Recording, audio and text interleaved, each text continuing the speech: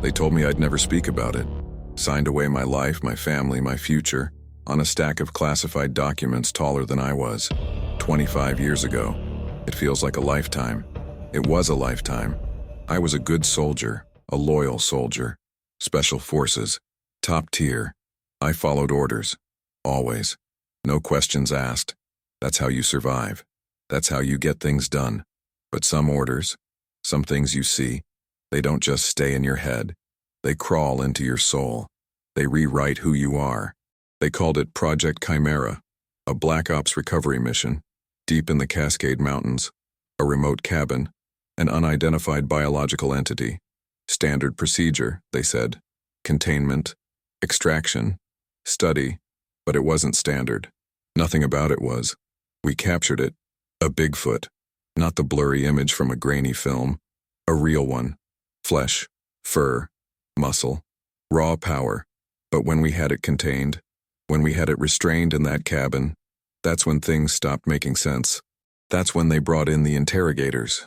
Not to get information about it, but to get information from it. I was there. I witnessed it all. Every session, every chilling exchange. It wasn't an animal they were questioning. It was a prisoner, a sentient being, with eyes that held 1,000 years of observation. And what it revealed, what it told them, not just about itself, but about us, about humanity. It was terrifying. It wasn't the kind of monster you could kill with a bullet. It was the kind that shatters your understanding of reality. I'm breaking my oath, I'm risking everything. My pension, my freedom, maybe my life. But I can't carry this anymore. The dreams, the silence, the knowing. It's eating me alive. This isn't a story about a beast in the woods. This is a story about a truth they tried to bury. A truth that proves we're not alone. And that the things we think we know about ourselves are a lie. Before Project Chimera, my life was simple. Brutal, yes, but simple. I joined the military straight out of high school. Didn't have much else going for me. Ended up in special forces. You learn to follow orders. You learn to shut down the part of your brain that asks why. You become a tool. A very effective, highly trained tool. And I was damn good at it. My record was spotless. Missions in every hellhole you can imagine. Never failed. Never questioned. Just executed. That's what made me valuable. That's why they picked me for Chimera. Project Chimera wasn't like anything I'd ever seen. Most Black Ops are about targets, assets, specific objectives. Chimera was different. The briefing was held in a secure bunker, 3 levels down. No windows, no cell signals. Just a room full of high-ranking brass, scientists with too many degrees, and a handful of us, the operators. They didn't call it Bigfoot. Never. They called it an unidentified biological entity, or UBE. The mission, containment and extraction of this UBE from a highly anomalous zone in the Cascade Mountains. The zone had been showing persistent environmental disruptions and unexplained disappearances for years. Satellite imagery showed unusual heat signatures, localized magnetic anomalies. But what really sealed it were the eyewitness reports. Farmers, hikers, even a couple of downed amateur drone pilots, all describing something massive, humanoid, and definitely not on any known species list. The cover story for the public was a routine forestry survey. For us, it was a ghost hunt. The target area was a remote section of the Cascades, a network of deep valleys and ancient forests, barely touched by man. At the center of it was an old, run-down hunting cabin. Property records showed it abandoned for decades, but intelligence suggested it was a focal point for the UBE's activity. A nesting site, they called it. Our team was small, elite, 6 operators. Myself, Sergeant Miller, Corporal Diaz, Specialist Chen, and 2 junior men, Private Owens and Private Davis, all veterans, all tough as nails. We were equipped with specialized gear, advanced thermal optics, tranquilizer rifles designed for elephants, reinforced nets, sedative gas, and a custom-built containment unit for transport. This wasn't a snatch and grab. This was a dedicated, high-value asset retrieval. The scientists on the team, they were strange. Dr. Eris Thorne, a theoretical biologist, always had this intense, almost manic look in his eyes, like he was chasing a ghost he already believed in. And Dr. Lena Petrova, a behavioral psychologist, calm and unnervingly composed, constantly taking notes even during the most chaotic briefings. They were there to advise on the UBE's characteristics, predict its movements, its reactions, to prepare us. But nothing, absolutely nothing, could have prepared us for what we actually found. The journey into the target zone was brutal. Days of trekking through dense, unforgiving terrain. The air itself felt different out there, heavier, older. The silence wasn't just the absence of sound. It was a presence, like the forest itself was holding its breath, watching us.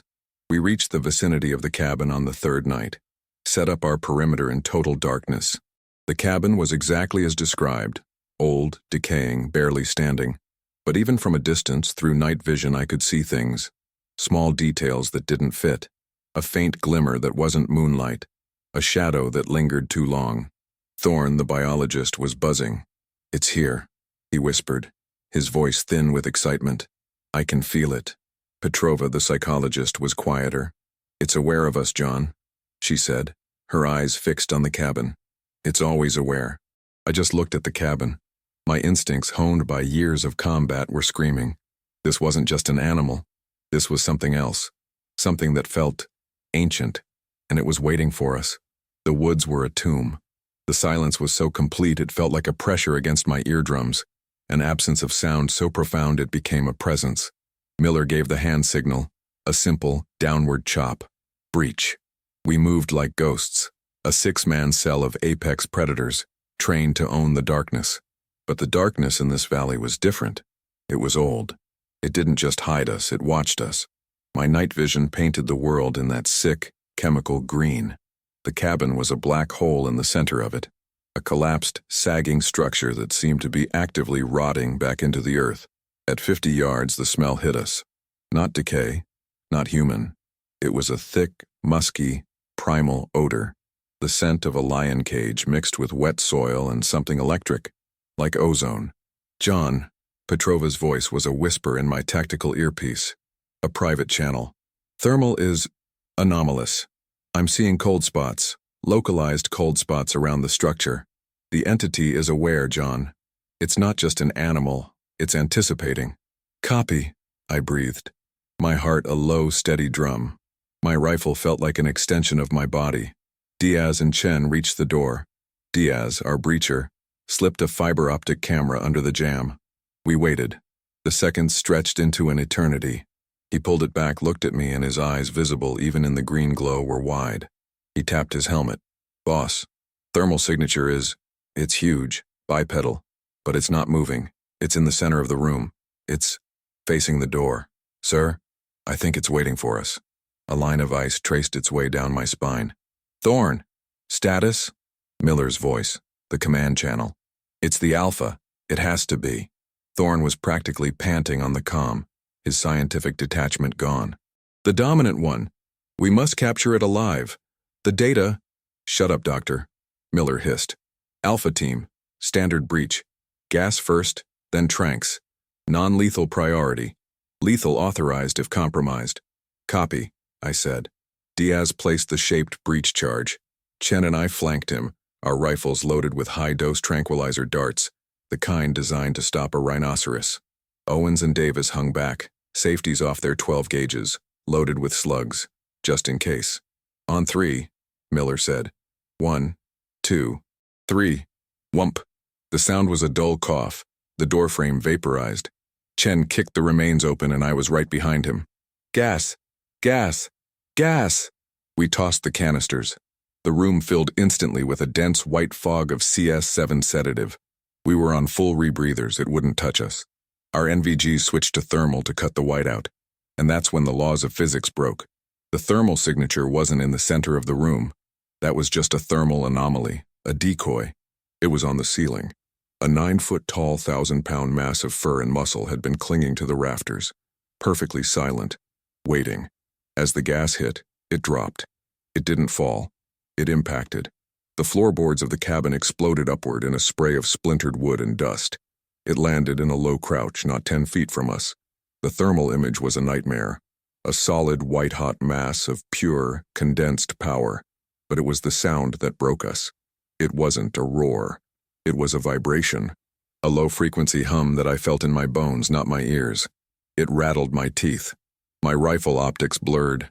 Chen beside me stumbled, dropping to one knee, clutching his helmet, disoriented. The creature had just used tactical infrasound. "Target! Target!" I screamed, my training finally kicking in, fighting the disorientation. I raised my rifle. I found center mass, and I saw its eyes.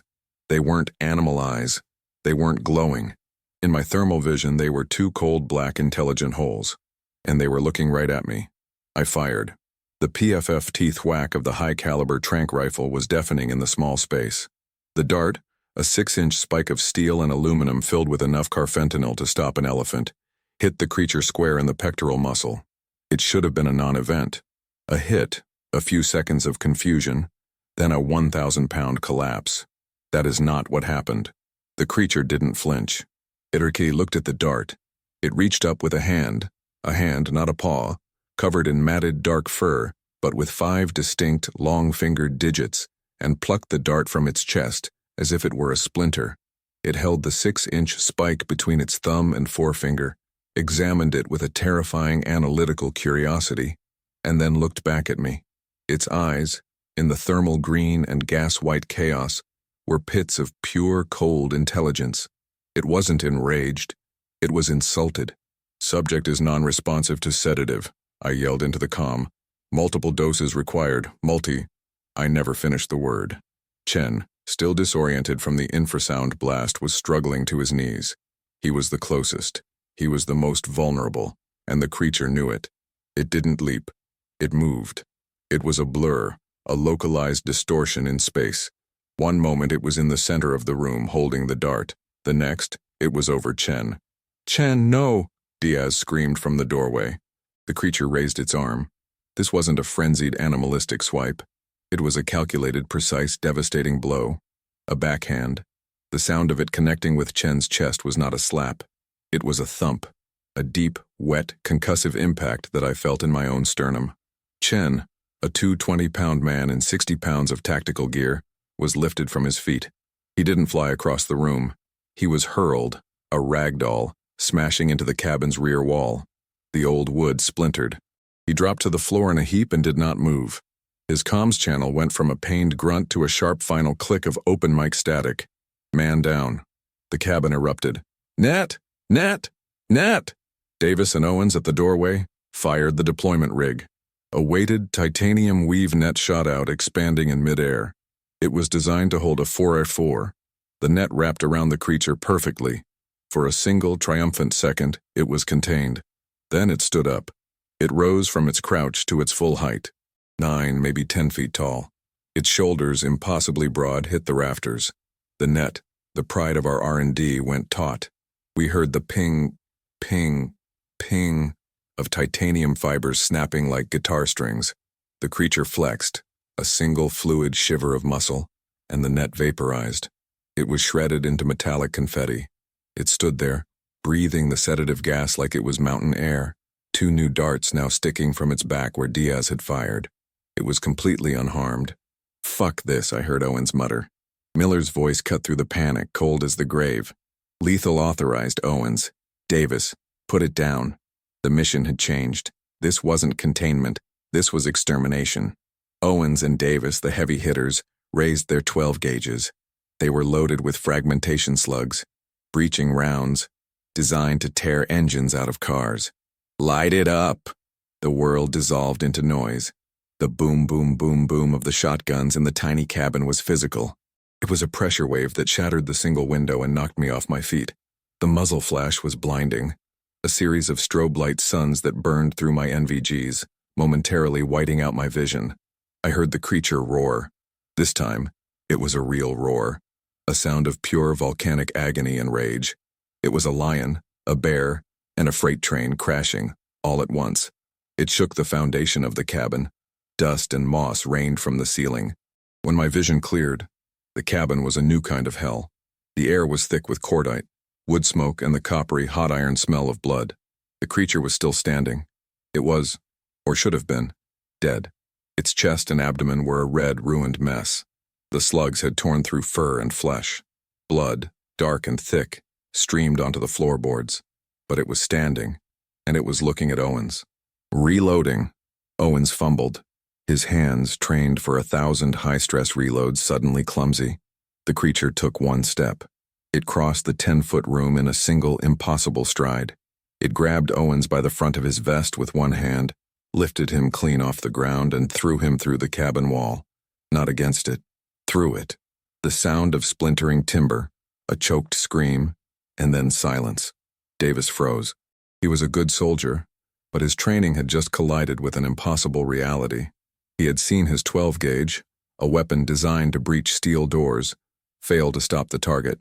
His entire operational framework was gone. The creature turned, slowly. It did not look at Davis, who was fumbling to reload a useless weapon. It did not look at Diaz, who was screaming profanities and firing his sidearm from the doorway. Ping, ping, ping. The 9mm rounds might as well have been raindrops. It was looking at me. This wasn't the instinctive scan of a cornered animal. This was an assessment. The same look it gave me when it plucked the tranq dart from its own chest. The rage had passed, a tool it had used and discarded. This was scrutiny. "John," Petrova's voice cut into my private comm, a sharp, terrified whisper. "Do not fire. I repeat, cease hostile action." "2 men down," Diaz screamed, his voice breaking. "It's still standing. It hasn't advanced." Petrova's voice was strained but clinical. "It used precise, targeted force. It neutralized the immediate threats, the shotguns. It's assessing. John, it's assessing you." She was right. It hadn't charged Diaz. It hadn't finished Davis. It had proven in less than 30 seconds that it could annihilate us all. And now it was standing in the smoke, wounded and waiting, its head tilted. A small, almost human-like gesture of curiosity. Its eyes, those black intelligent voids, were locked on my rifle. This is the moment, the hinge on which my entire life, my entire understanding of the world, turned. It's the scene I've watched in my mind every night since. "Lower your weapon, John," Petrova ordered. "Ma'am," my voice didn't sound like my own. "It sees you as the primary, the first one who heard it, the one still aiming. It's waiting for your move. Lower your weapon, now." I was a tool. A tool follows orders. I looked at Chen's unmoving form in the corner. I heard the faint, pained groan from outside the wall where Owens had vanished. This thing had just ended my team. Slowly, my hands shaking so badly I almost dropped it, I engaged the safety. I lowered the rifle, letting it hang from its sling. A gesture of surrender. The creature watched. Its breathing was a wet, damaged bellows. And then it did something that shattered the laws of nature. It raised one of its massive, blood-streaked hands. Not in threat, not in defense. It raised it, palm open, and it gestured. A small, deliberate downward motion, a universal sign for calm. At that exact moment, its eyes rolled back. The shock, the blood loss, the cumulative dose of sedatives finally hitting its massive system. It was too much. It swayed. It didn't crash. It leaned, catching its own 1,000-pound weight on the cabin's central support beam. And then, in a display of impossible control, it sank slowly to one knee. It was still conscious, still aware, but it was yielding. It had just won, and now, wounded and in our power, it was choosing to surrender. The fight was over. "It's down," Miller's voice roared, breaking the spell. "Thorne, get the heavy sedatives. Now, Diaz, Davis, perimeter. John, you status." I stood there, my rifle hanging uselessly, my entire world tilted off its axis. I was looking into the eyes of a wounded monster that had just permitted us to capture it. "It's contained, sir," I finally said. But the word was a lie. It wasn't contained. It had just made its opening move. The interrogation hadn't even begun. And as they flooded the room, I had the chilling realization that we weren't the ones who would be asking the questions. Here is the full, contiguous Chapter 2. Chapter 2. The Search. The cabin was a bust. A total loss. Chen and Owens were medevaced. They both survived, but their careers, and their minds, were over. Owens never spoke again. Chen spent the rest of his days in a VA hospital drawing circles within circles, whispering about the trees. We didn't stay. We couldn't. Within an hour of the creature's surrender, A secondary team swooped in. Project Chimera wasn't just us. We were the retrieval crew. Now the containment and analysis phase began. They brought in a mobile containment unit, a massive refrigerated steel box on the back of an Oshkosh transport rig. The creature, heavily sedated after it had already yielded, was loaded like cargo. It offered no resistance. It was compliant. We were all flown to Site Omega. If you think places like Area 51 are the secret, you're a fool. The real black sites have no names. Omega was a concrete scar buried 800 feet beneath a granite mountain in an undisclosed national forest. No windows, no sunlight, just recycled air, reinforced steel, and a silence so deep it felt like being underwater. I was reassigned. My service in the field was exemplary, they said. My reward? I was now the creature's primary security liaison. That was the official title. My real job was to be its jailer, and to be the sole operational witness to the interrogation. The creature was held in what they called the sanctuary. It was a 3-story, sterile white room. One wall was a sheet of 24-inch thick, transparent acrylic. On our side, the observation deck was a small theater of scientists, generals, and analysts. On its side was a mockery of a forest. They had trucked in soil, rocks, and dead trees, trying to replicate its environment based on Thorne's data. They were trying to make an animal comfortable. The creature never touched any of it. It sat in the dead center of the white, sterile floor, legs crossed, back straight, a statue of dark fur and ancient muscle. It had been wounded. The shotgun blast had torn it open. We watched on the cameras as, under our medical care, which it accepted with that same chilling passivity, its healing began. The process was unnatural. We watched tissue regenerate at a rate that defied biology. It wasn't just healing, it was rebuilding. The scar tissue was tougher, denser. It was adapting to our weapons. The interrogation started on day 2. Thorne went first. He was the biologist. He approached the acrylic, his face a mask of rabid scientific curiosity. He held up diagrams, pictures of apes, gorillas, orangutans, Homo erectus. "Where do you fit?" he demanded, his voice thin over the loudspeaker. "What is your phylum? Your genus? Are you Hominidae or something else?" The creature sat unmoving. It was breathing slowly. Its eyes were open, but they weren't looking at Thorne. They were looking through the acrylic, through the observation room, through the 800 feet of rock, as if studying the sky it could no longer see. Thorne grew frantic. "React. Show me a sign. We are saving you. You owe us the data." He slammed his hand on the acrylic. The creatured head very slowly turned. It focused on Thorne. The intensity of that gaze, even from 50 feet away, was physical. Thorne took an involuntary step back. The creature held his gaze for 10, maybe 20 seconds. Then, it dismissed him. It turned its head away, breaking the connection, and returned to its observation of the imaginary sky. Thorne was a broken man. He had found his God, and it was utterly indifferent to him. He was relieved of duty by the end of the week. Then came the military. A 3-star general I didn't recognize, flanked by 2 men in dark suits. They were from an agency that didn't have a name. "What are your intentions?" The general boomed over the speaker. "You infiltrated U.S. sovereign territory. You engaged U.S. forces. Are you a precursor to an invasion? Are there more of you?" The creature did not move. It did not even grant him the dignity of a look. "We have means," the general said, his voice dropping. "We can inflict pain you cannot imagine." The creature, in response, slowly raised its hand, the one that had been shredded by shotgun pellets. It looked at its own palm, studied the newly formed skin, and then, slowly, made a fist.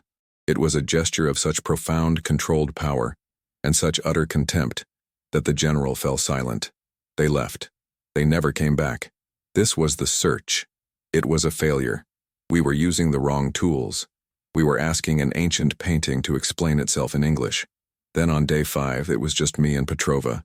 The observation deck was dark, save for the blue-white glow of the sanctuary. The generals were gone. The analysts were gone. It was just us. Petrova wasn't like Thorne. She was quiet, composed. Her specialty was non-humanoid intelligence, a field I didn't even know existed. "They're all wrong, John," she whispered. not taking her eyes off the creature. They're asking what it is, like a thing to be cataloged. They're asking what it wants, like a hostile to be negotiated with. "What's the right question, doctor?" I asked. My voice was rough. I hadn't slept. "The right question," she said, "is the one it came here to answer." She turned on the microphone, but she didn't speak to it. She spoke to me. "John, tell me about the cabin the moment you lowered your rifle. Tell me exactly what you felt." I was confused. "Ma'am, do it. Describe the moment." I looked through the glass. The creature was sitting, as always. I don't know, my team was down. I was ordered to. I felt... "What?" She pressed. "I felt ridiculous, like a kid pointing a stick at a tank. I felt seen. It gestured to you," she said. "The calm sign. What if that wasn't a surrender? What if it was a greeting?" The creature's head turned. It was looking at Petrova. "Hello," Petrova said, her voice soft. "My name is Dr. Lena Petrova. We are a species that is very afraid. We apologize for the reception." The creature did not move. Petrova sighed. "I'm going to try something. The brass won't authorize it. It's unconventional." She didn't use puzzles. She didn't use diagrams. She sat at the console and pulled up a video file. She projected it onto the white wall of the sanctuary. It was the Zapruder film, the assassination of JFK. The creature, for the first time, shifted. It watched the grainy, silent footage, the car, the headshot, the woman in pink. When it finished, Petrova played another, the mushroom cloud over Bikini Atoll, then another, a live feed of the New York Stock Exchange, a frantic, silent ant colony of human greed, then another, the launch of Apollo 11. She played it all, our greatest triumphs, our deepest shames. For hours, the creature watched. It was absorbing. I was standing guard by the observation window. My head had started to throb, a dull, pulsing ache behind my eyes. "What are you doing, Lena?" I whispered. "I'm not interrogating it," she said. "I'm giving it a status report." The ache in my head grew. It became a spike. The sterile white room began to swim, and then I was gone. I wasn't in the observation room. I wasn't in Site Omega. I was cold. I was high up. The air was thin and sharp with the smell of pine and ice. I was looking down from a mountaintop over a vast frozen river, a glacier, and in the valley below a tiny flicker of light, a fire. I felt curiosity. I saw small, furless figures huddled around it, scared, weak. They were new. I felt a surge of something, not pity, not empathy, just observation. Then the vision snapped. I was back. I was on my knees, gasping. My nose was bleeding. Petrova was holding onto the console, her face white as a sheet. "Did you?" she stammered, looking at me. "Ice," I choked out, wiping the blood. "I saw the Ice Age." We both looked at the acrylic window. The creature was no longer sitting. It was standing. It was at the glass. Its massive dark form filled our vision. And its eyes, those black, ancient, 1,000-year-old eyes, were locked on us. It hadn't said a word. It didn't need to. The search was over. It had just confirmed our darkest fear. It wasn't the one who was the prisoner. We were. It had been watching us. All of us. Always. The room was wrong. The air was thick, vibrating. My nose was still dripping blood onto the sterile floor of the observation deck. Petrova was hyperventilating, her knuckles white as she gripped the console. The creature was at the glass. It was so close, its breath fogged a 2-foot circle on the 24-inch acrylic. It wasn't angry. It wasn't threatening. It was open. The dark, unreadable pits of its eyes were fixed on us, and I finally understood. The video files Petrova had shown it, that wasn't an interrogation. It was a dial-up. She had shown it our history, and the creature, the ancient observer, had just picked up the line. It had just said, "That is not the truth. Let me show you." "John," Petrova whispered, her voice trembling. It's a connection. A telepathic bridge. Oh my God, it's what?" I grunted, forcing myself to my feet. My training kicked in, threat assessment. But how do you assess a threat that's already inside your head? "It's not one way," she breathed. It's not just showing us, it's searching us. It's cross-referencing. Before I could ask what that meant, the second wave hit. It wasn't a vision, it was a memory. But it wasn't my memory. I was no longer in the bunker. I was in a swamp. Hot, thick, buzzing with insects the size of my hand. I was crouching, my body covered in mud and leaves. My rifle was in my hand. It was my mission in '99. Nicaragua. A wet work op I'd buried so deep I'd almost convinced myself it never happened. I watched, as if from a second body, as I took the shot. A clean, cold, perfect shot. The target, a local politician, dropped. The memory was perfect. The smell of the cordite, the humid recoil, the jolt of satisfaction at a mission accomplished. And then I felt the creature's note. It was a feeling, a thought that wasn't my own, layered over the memory. It was confusion. No, not confusion. Query. It was cross-referencing my memory with one of its own. The vision shifted. The swamp dissolved. I was crouched again, but not in mud. I was on a high rocky cliff covered in dark fur. My own fur. I was looking down at a valley. Two tribes of small, furless creatures, early humans, were at war. One tribe had fire. The other wanted it. They met in the valley. They fought, not with rifles, with rocks and sharpened sticks. I watched through the creature's eyes as one of them, a male, cornered another. He raised a heavy stone. The other, he did something. He held up his hands. He surrendered. The male with the rock paused. He looked at the surrendered one. He looked at his tribe. And then with a grunt, he brought the rock down. Again, and again, and again.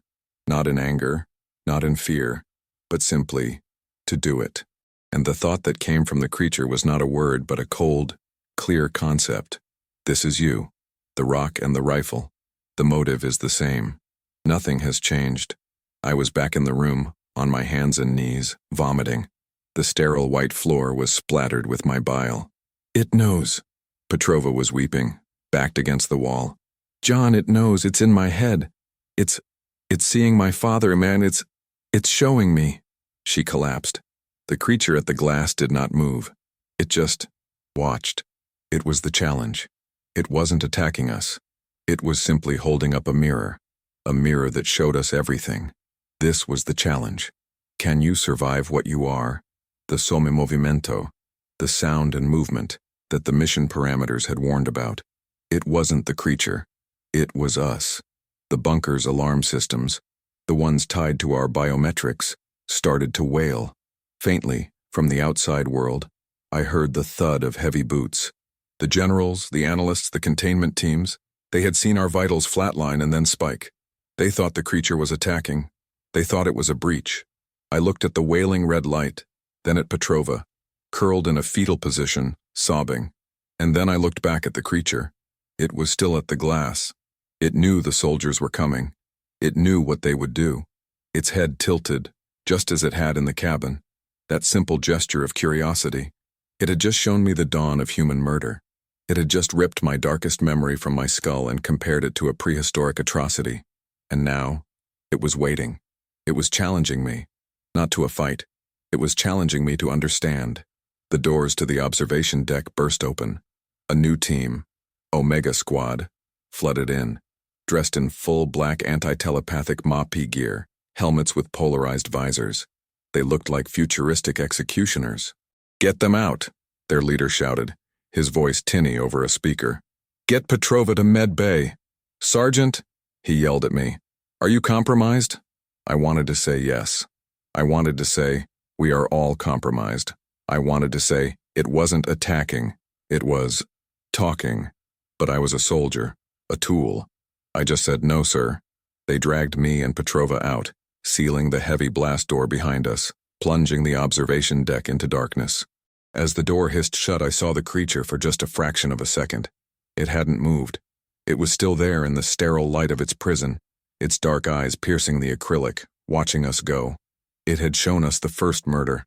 Now it was about to show us the rest of the film. I wasn't in Med Bay. Med Bay is for the wounded. I was in Quarantine Room 4. It was a box, 12 by 12, poured concrete, painted a sterile, glossy white that hurt my eyes.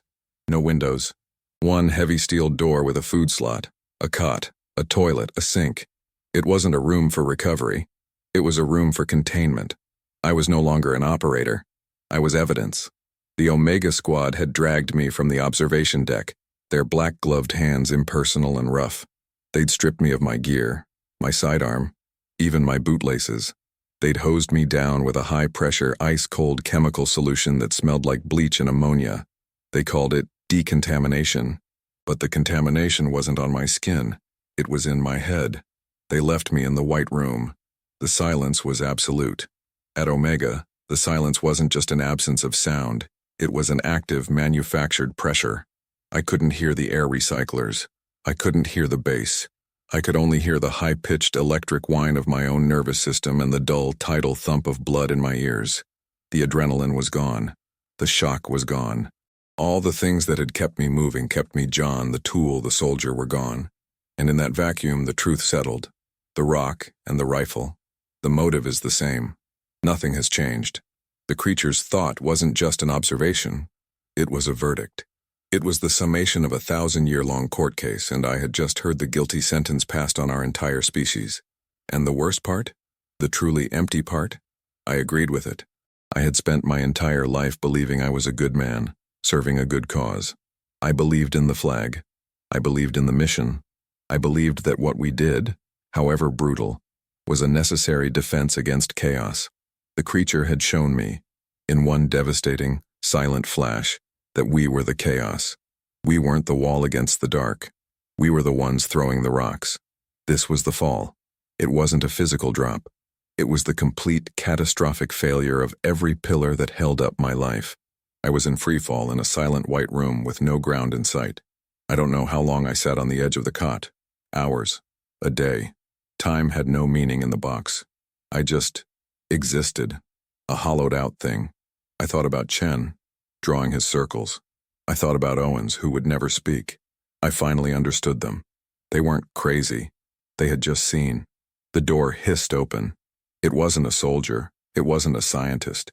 It was a man in a simple gray, perfectly pressed suit. He was of average height, average build, with thinning hair and wire-rimmed glasses.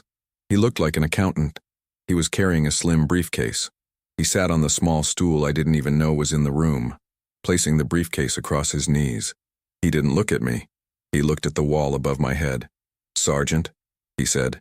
His voice was flat, devoid of any accent or emotion. It was a voice designed to not be remembered. "We are disappointed." I said nothing. My throat was sandpaper. "Dr. Petrova is gone," he said, as if discussing the weather. "Catatonic, a complete neural collapse. She's in a padded room, whispering about the mirror and trying to scratch her own eyes out. A total loss. Thorne was easy. He was just a true believer. But Petrova, she let it in. She opened the door.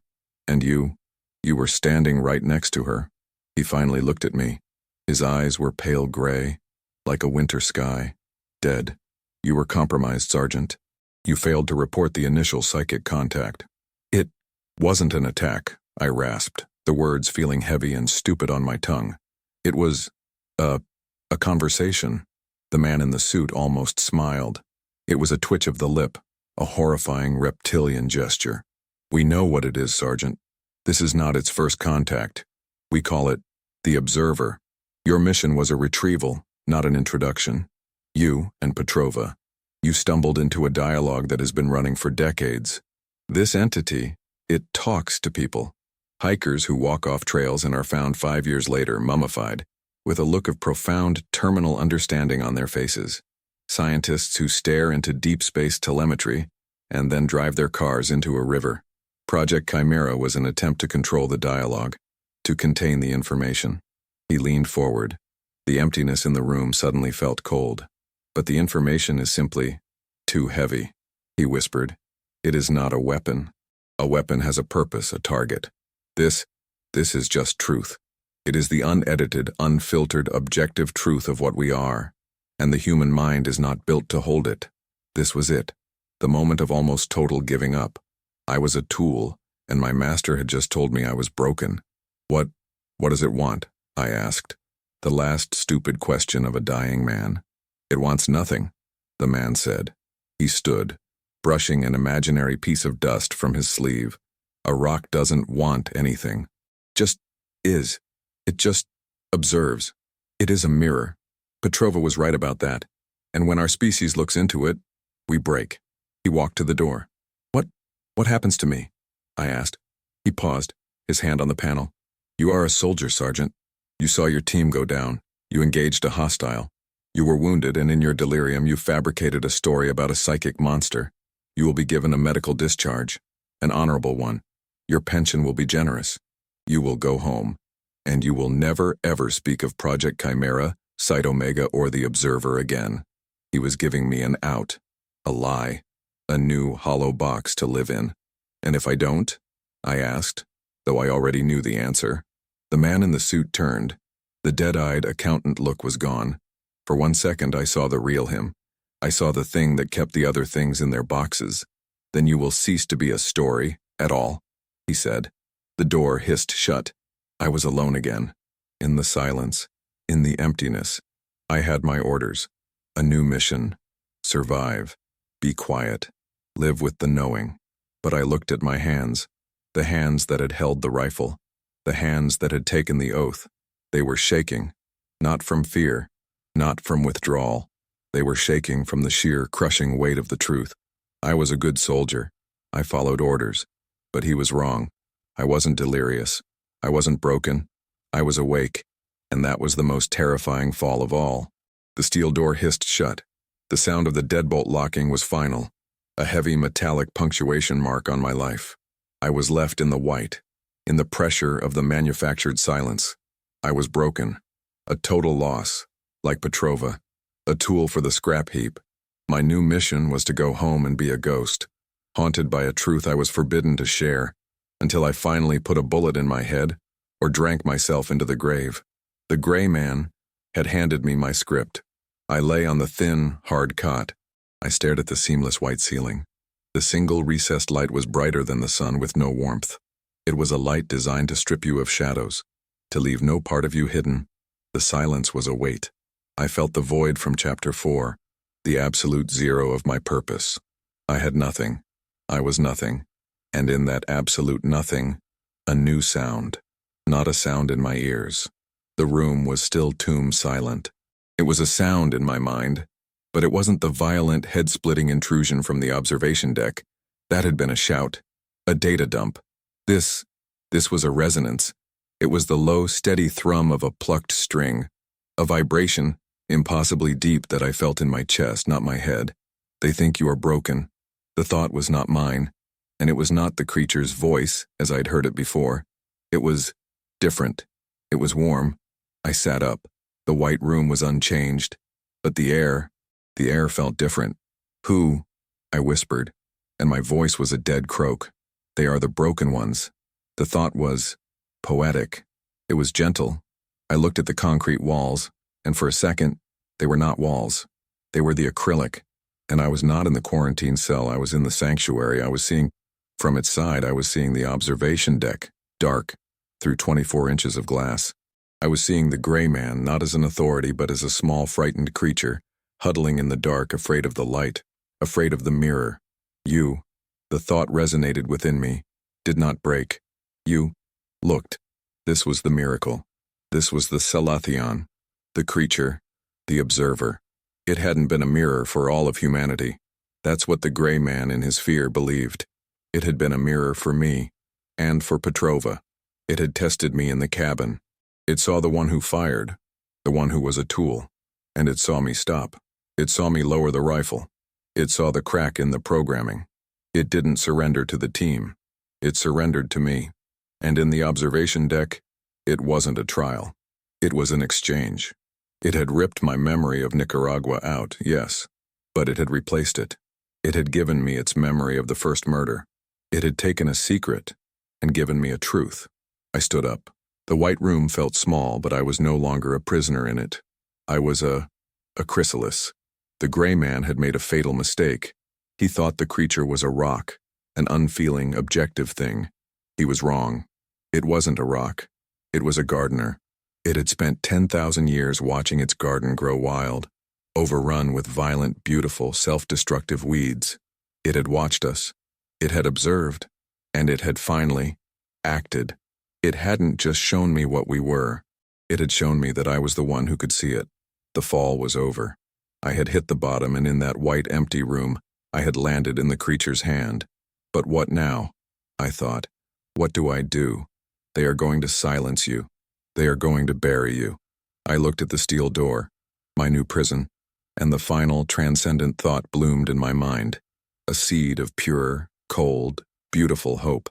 It was a final image, a last gift. I saw the cabin not as it was when we breached it, but as it was meant to be. It was quiet. Snow was falling, covering the blood. The forest was reclaiming the man-made scar. The rock and the rifle are not the same. The new thought corrected the old. The rock does not know what it does. The rifle. There was a long, resonant pause. Can choose. That was it. That was the revelation. Not that we were monsters, but that we were the only monsters who could choose not to be. The gray man thought I was broken. He was about to let me go. He was about to hand me the key to the entire operation. The miracle wasn't that I was saved. The miracle was that I had just been aimed. My name is John. I was a good soldier, a loyal soldier, and I had just received my new orders. Here is the full contiguous Chapter 6. Chapter 6. The climax. The door to the white room hissed open. The sound was a crack of thunder in the manufactured silence. I didn't jump. I was sitting on the cot, my back to the wall, just as I had been for, I didn't know how long. A day? 2? The gray man stood in the doorway. He was not an accountant. He was an undertaker. He was flanked by 2 Omega Squad operators, their black, polarized visors reflecting the sterile white light of my cell. "Get up, Sergeant," the gray man said. His voice was the same monotone, flat, dead. I stood. My legs were stiff, but they worked. My mind was sharp.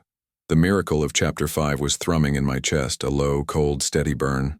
The rifle can choose. I was a tool. They were right, but they no longer knew who was holding me. "You look rested," the gray man observed, his pale eyes scanning me for, what? A twitch? A sign of insanity?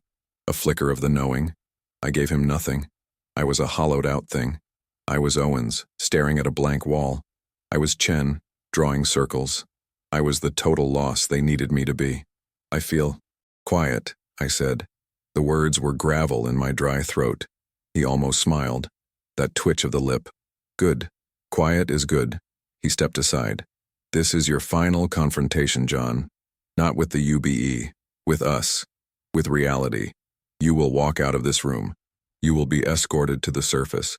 You will be given a new identity, a generous pension, and a cover story that you will believe more than you believe your own name."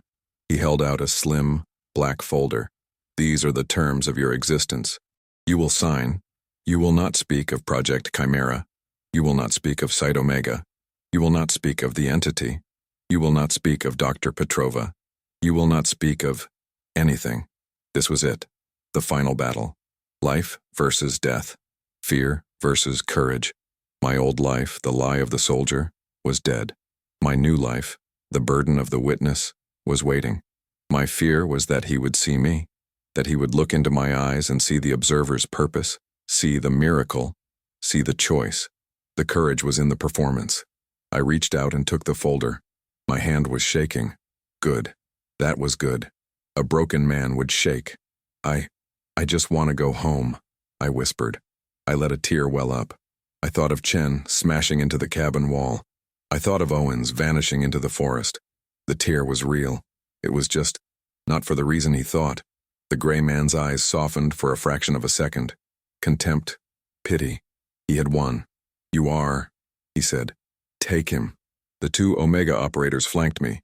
They didn't touch me. They were just walls, guiding me. We walked out of the white room.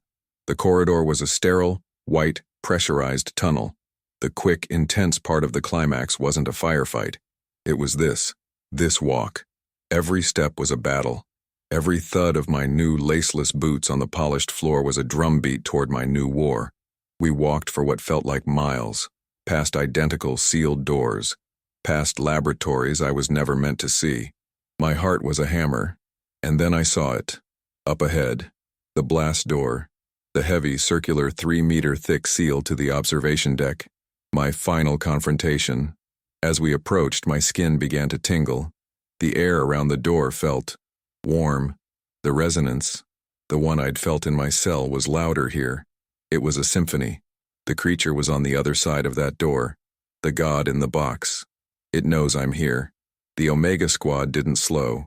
We were walking right past it. This is it. The goodbye. As I passed the seam of the door, the resonance spiked. It wasn't a word. It wasn't an image. It was a feeling.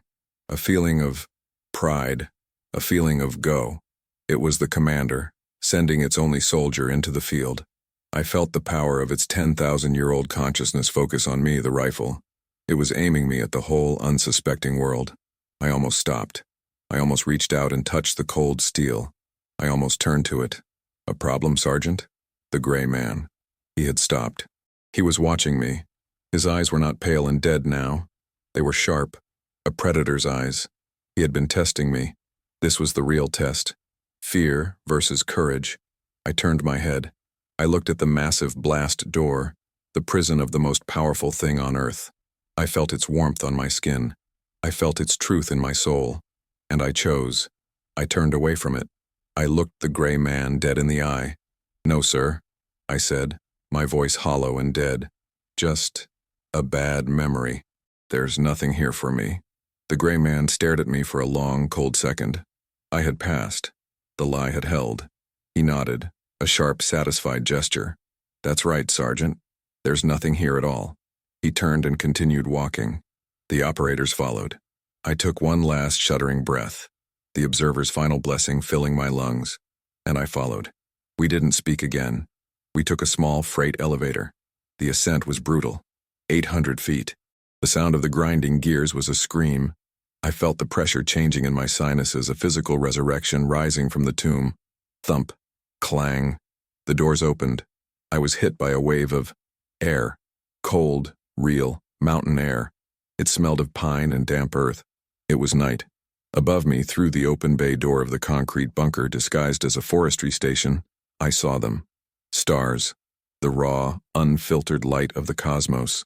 I had been in the white box for so long, the sight of the true, infinite black made me fall to my knees. "Get up," the gray man said, his voice impatient. I stood. A black, unmarked sedan was idling on the gravel path. He handed me a simple green duffel bag. Inside, I knew, were clothes. Money. A new name. "You were never here, John," he said. He used my real name for the first time. It sounded foreign. "You are a story we told ourselves. Now the story is over." I looked at him, the man who held the keys to the kingdom of the damned. He thought he was the jailer. He had no idea he was the delivery man. I took the bag. "Go." I walked to the car. I didn't run. I didn't look back. I got in the passenger seat. The driver was a shadow, another man without a face. The car's headlights cut through the darkness, and we drove away from Site Omega. The confrontation was over. I looked in the side view mirror. I saw the concrete bunker fade. I saw the forest. And for a second, I thought I saw a shadow detach itself from the trees. A massive 9-foot shadow watching me go. No, that was my imagination. The creature wasn't in the woods. It was in me. The car dropped me at a bus station in a town I didn't know. The driver never said a word. The duffel bag had $50,000 in cash, a social security card, a driver's license, and a birth certificate for James Arden. James Arden. A name as gray as the man who gave it to me. A name designed to be forgotten. I cashed the pension checks for 25 years. I followed the rules. I lived in the new hollow box they built for me. I was James Arden. I was a quiet man. I worked odd jobs. I was a logger in Oregon, a roughneck in Alaska, a security guard for a warehouse in the middle of nowhere.